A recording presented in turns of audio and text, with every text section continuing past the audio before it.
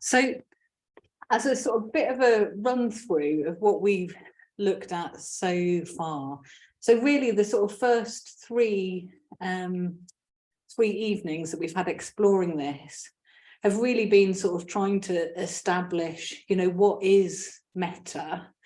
And we started off looking at this sort of traditional teaching called the Karaniya Metta Sutta, which you know, is a sort of original teaching of the Buddha, and Amarachandra was talking about that as kind of, I'm trying to remember what you said, like a teaching you can keep in your pocket, I think is what you said, but kind of like a little teaching, that's something that we can kind of bring to mind and remember, and it's not too long, and it goes into some really nice exploration of what is metta. And in terms of sort of talking about metta, it basically gives us the instruction that it says, so meditate like this. May all beings be happy and feel safe. May they be happy in their heart of hearts. And in a way, that's just a beautifully simple teaching, isn't it? So, you know, we can easily make things much more complicated about, you know, what is metta and, you know, what am I trying to do in the metta bhavana? But really, it comes down to that sort of, you know, wish for other, you know, well, wish for beings to be happy. I was going to say other beings. And I think I can often fall into that in the metta bhavana of thinking of it as being about other people, but it's beings, including ourselves, isn't it? So just as we sort of wish for ourselves to be free from suffering and to experience happiness, then we also are sort of wishing for all beings basically to sort of be happy in their heart of hearts. And we can, I don't know, for me anyway, that sort of evokes quite a simple sort of heart connection or heart response or heart wish about what metta's really about. So it's not, I suppose for me, when I'm thinking about metta, in a way, what I'm trying to do is connect with my heart and trying to connect with what really is my, you know, what is my wish for myself? What do I really long for or wish for myself? And what is it that I really long for or wish for other beings? And actually, for me anyway, that sort of very simple reflection can be a very sort of powerful starting point for the metta bhavana, and perhaps take it out of the realm of thinking and into the realm of the heart. Yeah. And then, so in the first week as well, Amarachandra brought in this quote from Bhante Sangharakshita, who's the founder of the Triratna Buddhist order, which basically goes, I believe that humanity is basically one. I believe that it's possible for any human being to communicate with any other human being, to feel for any other human being, to be friends with any other human being. This is what I truly and deeply believe. This belief is part of my own experience. It's part of my own life. It's part of me. I cannot live without this belief, and I would rather die than give it up. To me, to live means to practice this belief. And yeah, so I think, again, that's sort of bringing in something that's quite straightforward as well at a certain level about what it is that we're sort of talking about with metta, just this kind of simple heart connection with ourselves and with other beings. And I suppose that's sort of really bringing out something to do with this aspiration that actually we can have that simple direct heart connection with any other human being, or certainly, you know, Bhante Sangharakshita really believed that he could have that heart connection with any other human being. And that's not the same thing as being best mates with them or something like that, or even knowing them, but just that we can have this sort of friendly, open heart response to anyone, irrespective of who they are. Yeah. So yeah, and through the sort of first week or two, we talked a lot about various different ideas around metta, but maybe part of what I'm bringing out here is something about how, in my mind anyway, there's something sort of very natural and intrinsic about metta. So it's not kind of, I mean, it is. So it is a quality of the Buddha, and it's a quality of us as well. It's something that we actually know about, and is part naturally of our own experience. So if we sort of connect with our own hearts and try and open up, we can just open into metta. We don't have to sort of construct something that is metta. You know, we have these natural heart responses. And that's not to say that there's not loads of things that can easily get in the way of that. And that was part, in a way, as well, of what I wanted to talk about today. So we have loads of ways of making things more complicated and getting in our own way. But maybe the simple thing is metta, and the rest of it is the sort of complicated part of it. And then we were also sort of bringing out this idea that metta isn't a feeling, so it isn't an emotion in the sense that we would normally think of it. So it isn't kind of like something to do with having that sort of big sort of heart response and big, you know, I don't know, this sort of big, this big sort of heart emotion or something like that. So there is probably, you know, so metta is more to do with an intention or an attitude or an approach to other human beings and ourselves, but it's really about wishing them well, rather than the sort of emotions that might be associated with it. So for some people, if they're practicing the metta bhavana, they might have lots of big, strong emotions going on. For other people, it might feel really different. It might be a much more peaceful, simple practice and still have lots and lots of heart opening in it. So how you experience the metta bhavana might be different depending, you know, well, depending on your natural inclinations, but also just, you know, who you're bringing to mind and what's going on. It might change over time. So we don't have to sort of have fixed ideas of what we think should happen when we're trying to practice metta. We could just keep in mind that really we're just trying to do something quite simple of sort of having this heart connection, trying to open to the idea of having a heart connection and seeing what happens in that, and cultivating that intention, really. Yeah.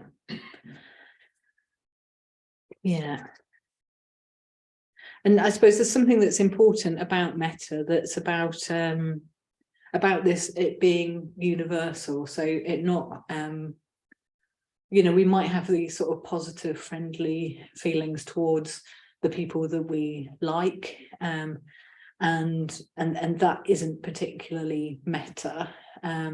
So you know, really with metta, we're being invited to sort of go beyond all of our preferences. So it doesn't really matter whether we like people or not. We can still wish them well, and we can still open our hearts to them. Lovely. Okay. So then we also then went on a little bit to sort of explore some ideas about how metta can get blocked. And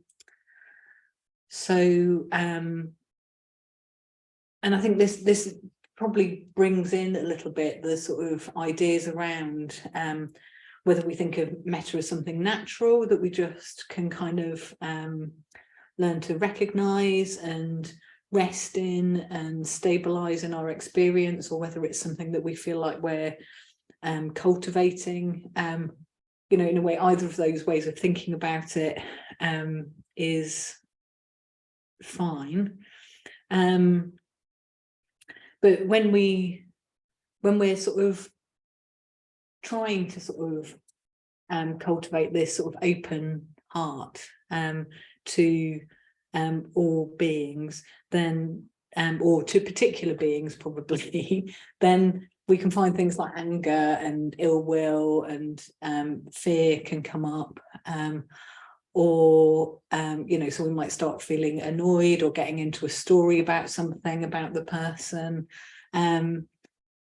You know, so we have this idea of doing the Metta Bhavana where we'll bring someone to mind and we'll open our heart and have this sort of expectation that everything's going to be sort of all sort of, you know, a bit Disney and lovely, and that might not be quite how it pans out. So if we bring someone to mind, we're really trying to open our heart to them. We might, and we have to then also be opening our heart in a way to our own hearts. You know, we might find that our responses are things like irritation or anger or ill will. And, you know, part of the practice, for me anyway, is definitely sort of learning not to just be trying to sort of paint over the cracks and get the sort of Disney chorus going or something like that, but more, or what is really going on here? If I sort of try and get real with myself, what is happening? And, you know, maybe there is this sort of ill will or anger coming up in me, and can I be open to that? Can I you know, can I accept my own responses and still try and stay open to the other person as I'm bringing them to mind? You know, have I got the courage in a way to sort of stay with the responses that I might have that aren't what I think they should be or what I want them to be, you know, and bring metta and kindness and an open heart to those. So yeah, and you know, it's a really hard practice, the Metta Bhavana, because we do have to be really honest with ourselves, and you know, I think probably that's not you know, that's not what we've been trained to do, or it's not what we've been brought up to do. So we, you know, we're not necessarily very good at sort of facing bits of ourselves that are not quite how we think we want them to be. And, you know, so there can be sort of pain and discomfort associated with opening up to what's happening in ourselves that's not quite what we think it should be or want it to be. And actually, it can be, you know, we can experience some pain opening up to other people. You know, if we feel like they've hurt us, we might experience that as painful. Or there's, you know, if they have a lot of suffering going on and we try and open up to that, we might find that painful, you know. So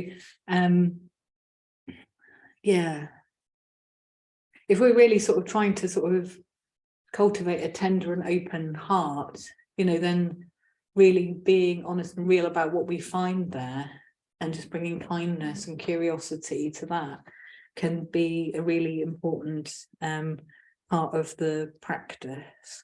Yeah. Yeah. And I suppose one other bit that I just thought would be helpful to sort of bring out a little bit is perhaps a little bit from what Jnanavacha was talking about as well, where he was sort of talking about karma. So in Jnanavacha's talk, he was sort of talking about different sort of layers of conditionality, or the different laws that kind of govern how things work.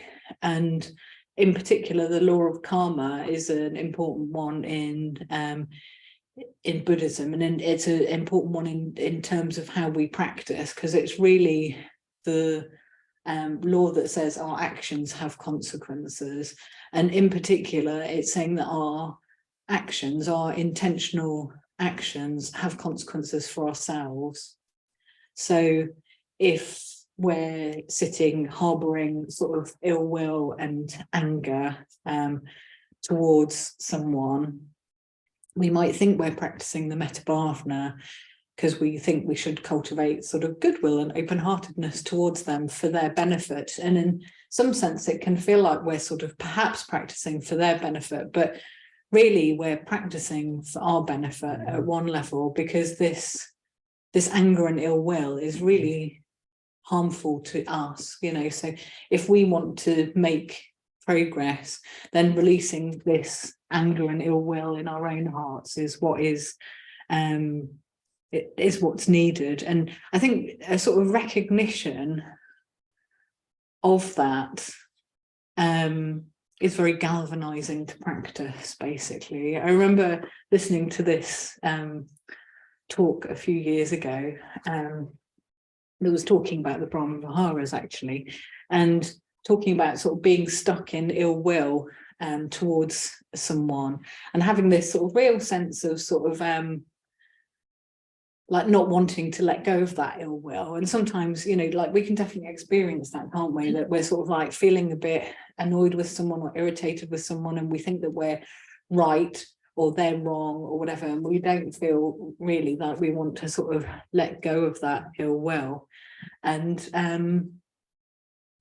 they were really in this talk, they were sort of really exploring taking that through its like taking the natural consequences of that through to the end. So in one sense, you know, if you're sort of focusing on ill will and anger, you know, that is what you're sort of cultivating in your experience. So the more you're sort of resting in ill will and anger, the more you're sort of going to experience more ill will and anger. You know, that's what we're sort of the basic premise that we're sort of working on when we're practicing. So, you know, one question to ask yourself is, you know, do I really want to be cultivating ill will and anger in my heart if I'm feeling a bit like I don't want to let go of this? I mean, that's pretty raw when you think of it like that, I think. And it can be really helpful, I think, to sort of bring that kind of reflection to mind if you're sort of struggling a bit to sort of let go of some of those negative emotions. And they were sort of like thinking, you know, they were sort of thinking this through, you know, like if you're sort of committed to this ill will and anger, you know, is that how you want to die? So, you know, at the end of your life, do you still want to be sort of hanging on to that ill will and anger? And, you know, if you, I don't know, I mean, for me anyway, if I sort of imagine like holding that ill will and anger in your heart when you're dying, that somehow feels really, you know, so I think most of the time you say, no, I would want to let go of it before then, you know, and then it's like, well, why not sooner rather than later if you're sort of heading in that direction? And they were also recognizing in this talk actually that it might not be that straightforward. So you might be, like they were sort of talking about, you know, I might not be able right now to sort of feel like I want to wish this person well, you know, it might be, that might be just too hard right now. But maybe I could wish for myself that I would be able to wish that person well. Yeah, so a slight step back. Could I wish that I could wish this person well, you know, and be thinking about that in terms of the effect that would have on me primarily.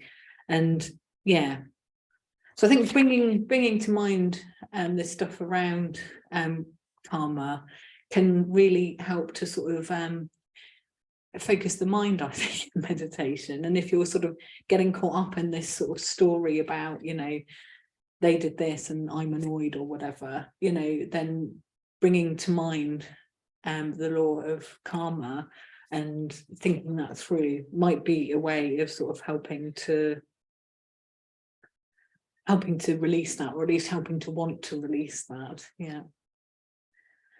And then, so at the end of the Karaniya Metta Sutta, basically, it promises us that basically if we practice the Brahma Vihāras, if we practice the Metta Bhavana, we will gain enlightenment. So it is basically saying this is a complete path to enlightenment.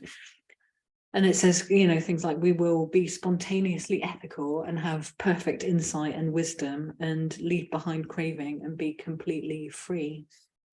So I guess that's the sort of other side of the motivation in these practices, isn't it? Of sort of, if we think through, perhaps if we think through the consequences of what would happen if we really practice the metta bhavana and really practice cultivating these positive mental states, then we can kind of, connect with where that might lead. So we can connect with where the sort of anger and ill will bhavana might lead, and then we can sort of connect with where the sort of metta bhavana or karana bhavana might lead, and make a choice based on that. And I think if you have that sort of clarity in your mind, in a way, the choice just seems really obvious, doesn't it? But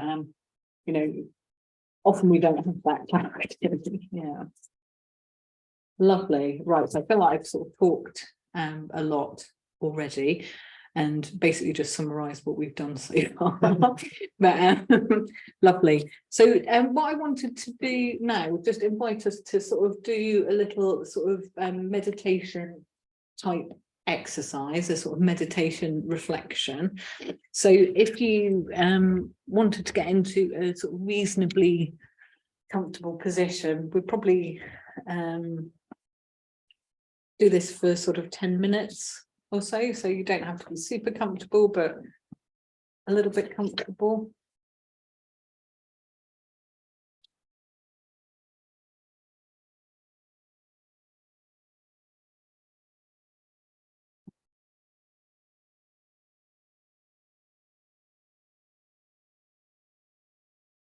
That's great. And just try to start off just to relax a little bit into the body.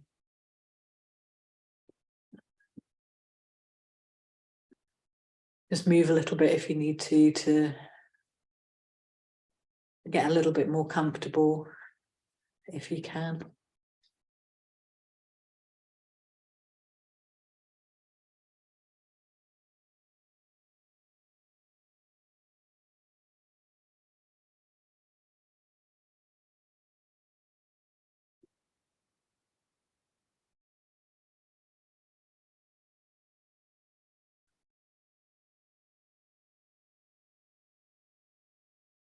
Bringing a little bit of awareness to your overall posture.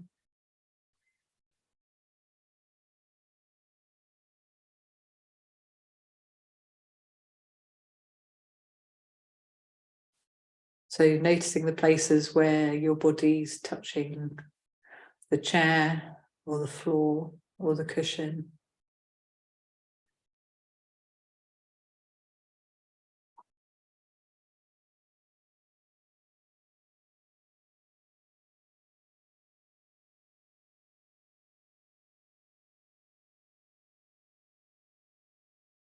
Just resting a bit in those sensations.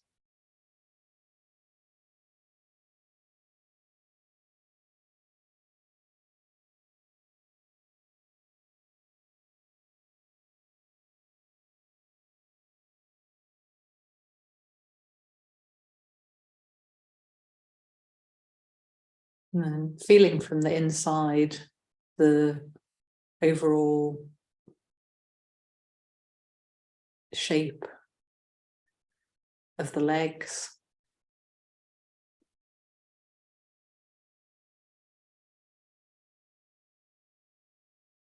And the hips.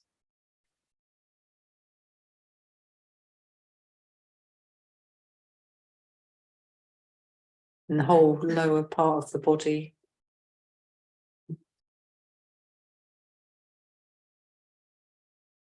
And getting a sense of the stability of the lower part of the body. And the upper body rising up from that stable base.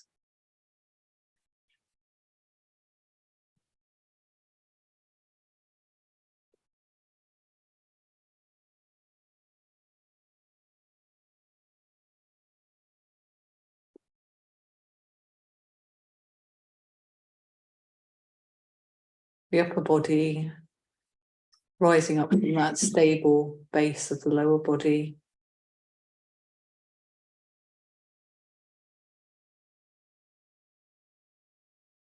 Alert and relaxed.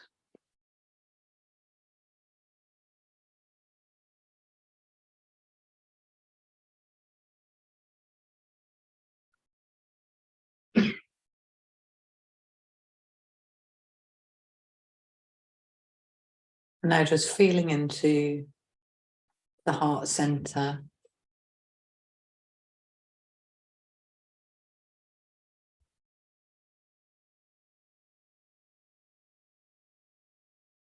And noticing the sensations around the heart.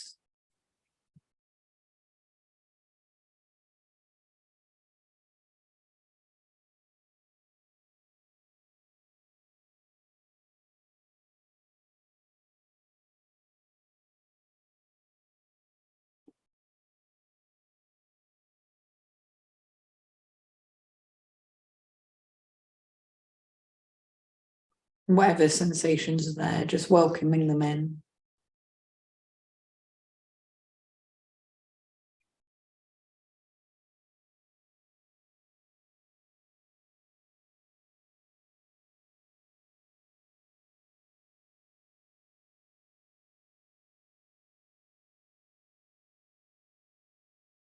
However you're feeling, however your body is feeling overall, your heart, your emotions, your mind, just welcoming it all in. It's all okay.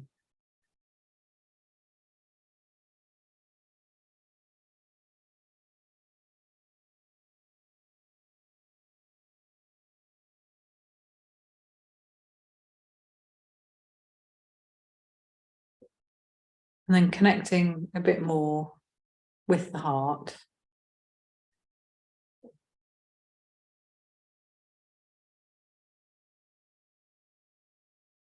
And seeing if you can connect a bit with a felt sense of what you would really wish for yourself in your heart of hearts.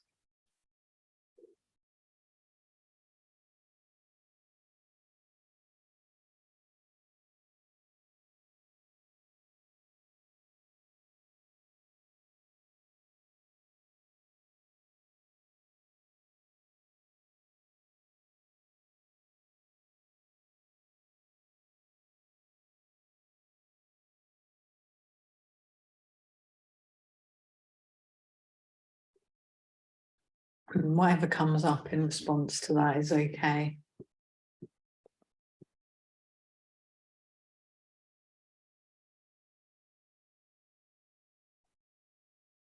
It could be thoughts or feelings or a felt sense.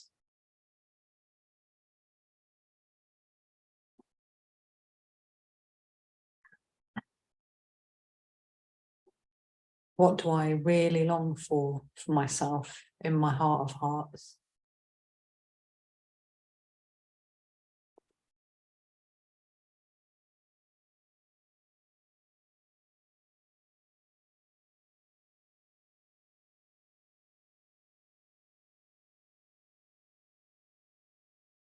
And then just connecting a little bit with just wishing for that for myself, or trying to wish for that for myself.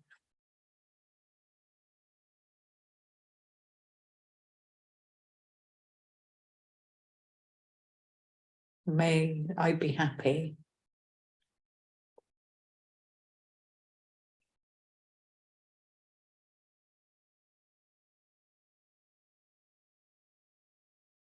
May this that I really wish for myself come true. May I have that.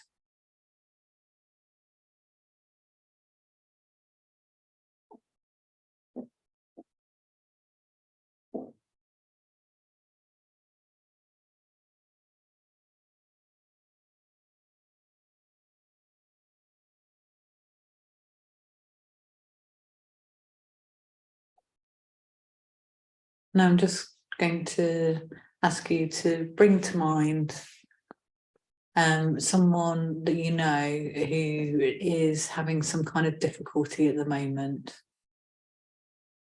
Not, necessarily some enormous difficulty, but just a bit of difficulty with something.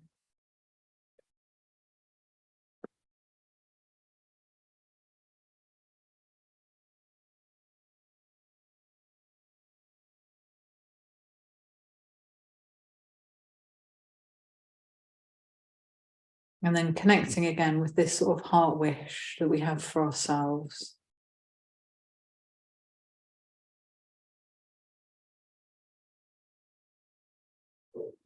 And extending that to this other person who has some suffering in their experience.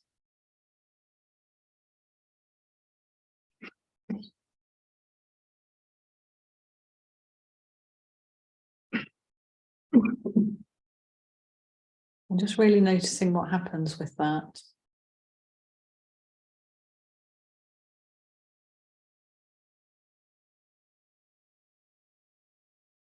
It's not trying to sort of manufacture the right kind of experience, but just what happens when I open my heart to this person and their suffering.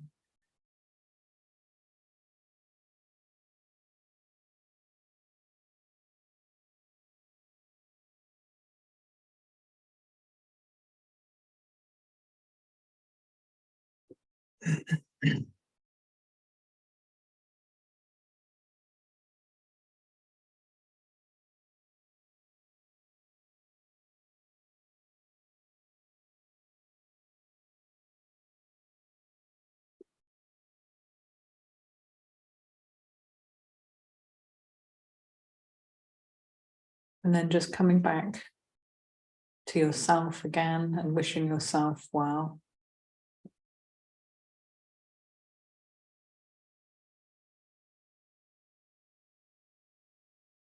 And again, really trying to connect with that in your heart.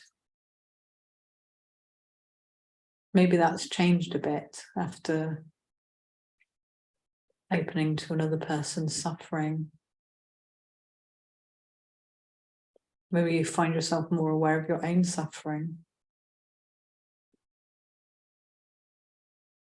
Or maybe you find yourself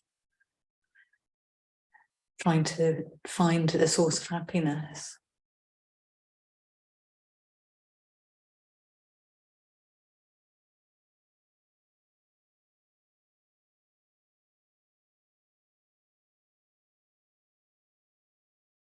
And then just invite you to just bring another person to mind that you know who's suffering.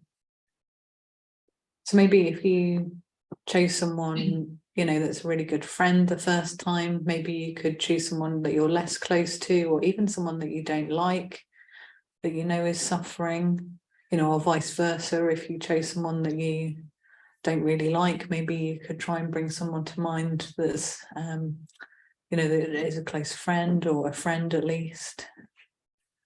And just see whether that sort of changes.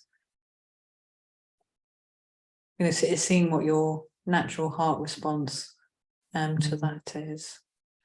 Bringing this different person to mind with their different suffering.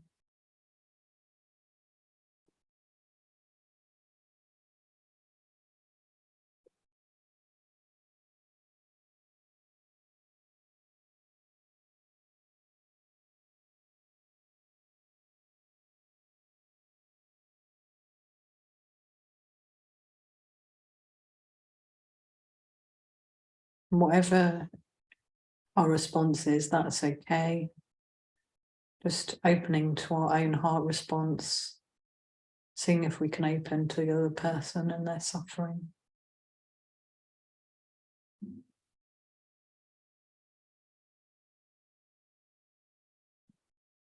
Noticing what happens.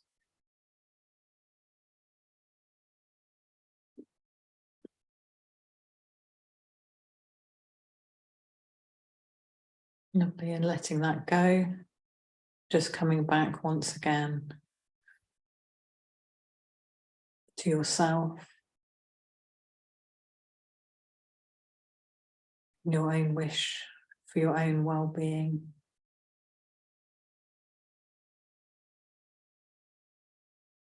Maybe it's changed again after bringing this different person to mind.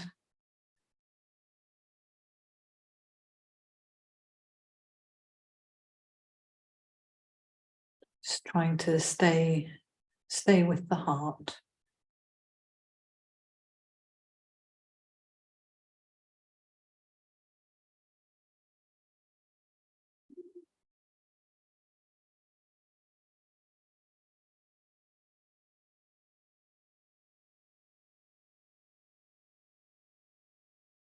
Lovely. And then just relax, dropping all effort.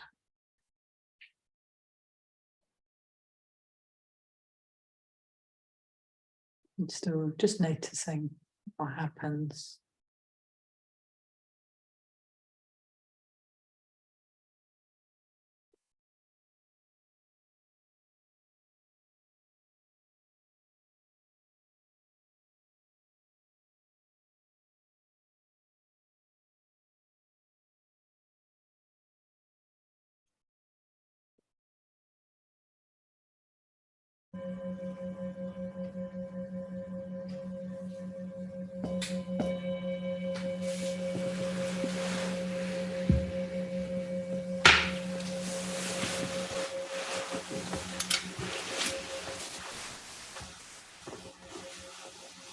Lovely. So coming back to the room. So what I'd like to do now is for us to sort of get into groups of ideally about 3 people, maybe 2 or 3 people, so that we can just sort of talk a little bit about that experience. So what did you notice about trying to connect with this heart wish, or what your wish is for yourself? What happened when you brought in other people, and particularly bringing in other people and their suffering? What did you sort of notice about all of that? You know, were there, you know, maybe you felt real compassion at some points, maybe you had other things coming up. So let's just sort of talk about in these small groups about what we noticed doing that practice, and then before the end we'll come back together as a whole, just to sort of talk through some of those things. So be relatively short groups. So if we can do groups for about 8 minutes. Lovely. So yeah, so if you can find. Right.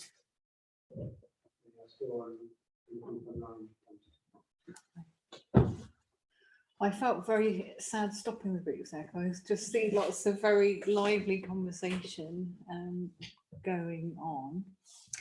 But yeah, I just thought it'd be helpful to have a bit of time in the broader group as well, just to have a bit of a chat of some of the things that sort of came out of that. So what things did you end up sort of talking about in your groups that you were sort of finding interesting, particularly probably about sort of the, you know, bringing to mind suffering?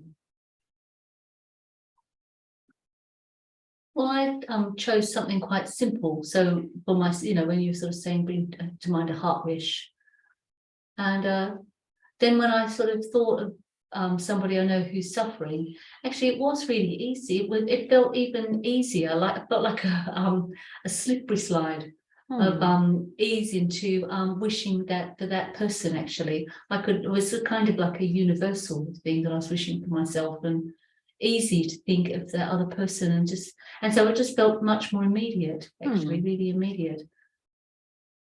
Yeah, to go from that sort of sense of what I would wish for, or that sense of my own connection with myself, through to meeting that person who's having a hard time. Yeah, so a slippery slide of metta. Yeah, so you were sort of finding that helpful to sort of connect with something to do with self-metta at the beginning, and then sort of move from there. Yeah, it was easy. Yeah. And then how was that then when it sort of met someone else's suffering? It just felt very sort of soft and open and immediate. Yeah, actually. Yeah, so sort of being with, or something, being with their suffering. Yeah. What do you mean by immediate? I think because I was already in touch with this sort of heart wish, sort of simple heart wish, and when I thought about them, it was just easily moved, that sort of sense of, oh yes, may they also have you know, this thing that would help move on this just in their life, and they would be a bit more free from suffering. Yeah, so something that felt quite simple, perhaps. Simple, just. I found the wish to wish someone well very helpful. Oh yeah. Because the second person, I was aware that I did want to wish them well, but there's quite a lot of, you know, I'm a bit peeved off with them still, and I just thought, oh, this is really boring, this same old story, but it is there. It was there, because I found it very helpful, because then I could just bring in, I am aware that I have a wish to wish someone well. It just dropped it down from storytelling. Great. Yeah, that And sounds really helpful. What we were sort of chatting about, you know, that kind of. So it gave, I tried to think a little bit about karma. So if it's about intention, rather than just being sitting in my own kind of, oh, I want to wish them well, but maybe not, in the weird way, maybe well, you know, whatever. It gave me another kind of little tool to think, well, actually, my intention can shift. And that just eased it off a bit. Yeah. When recognizing that you want that to shift, actually, even if you can't quite shift it now, that intention. Yeah. Yeah. Yeah, good. Yeah, no, that sounds great. Yeah. Yeah. I was thinking, like myself, for me anyway, there's something about sort of about connecting with another person's suffering, actually, that can really help me connect with people that I don't like very much. You know, I can find that easier than the metta bhavana, actually. And I think, like, for me, there's something about suffering and the universality of suffering, like particularly if I can kind of bring them to mind their suffering without getting too much into the story of what that suffering's about, but just sort of having a bit of a kind of like, oh, they're suffering and I'm suffering, you know, we're both sort of beings in the world who have this suffering, and you know, we might not massively get on, you know, in a way, but I can kind of still, you know, I wish that I wasn't suffering, and I can wish that they weren't suffering. Yeah. Lovely. Any other thoughts? Yeah, that I people was have? thinking about my friend in India who's 30, and he's got family, but he's gone down with this kidney illness, and he has to go on to dialysis all the time. But he's quite poor and he can't afford the dialysis, and that might eventually mean that he'll die because he can't afford it. And so it's an issue, actually. Kidney dialysis is very expensive in India, and I wish I could pay for it, but I haven't got the money. And yeah, I was just feeling for him really and hoping it's going to work out. Yeah, I mean, it sounds a bit painful in a way, bringing that all to mind. Yeah. Yeah. Yeah, I suppose there's something about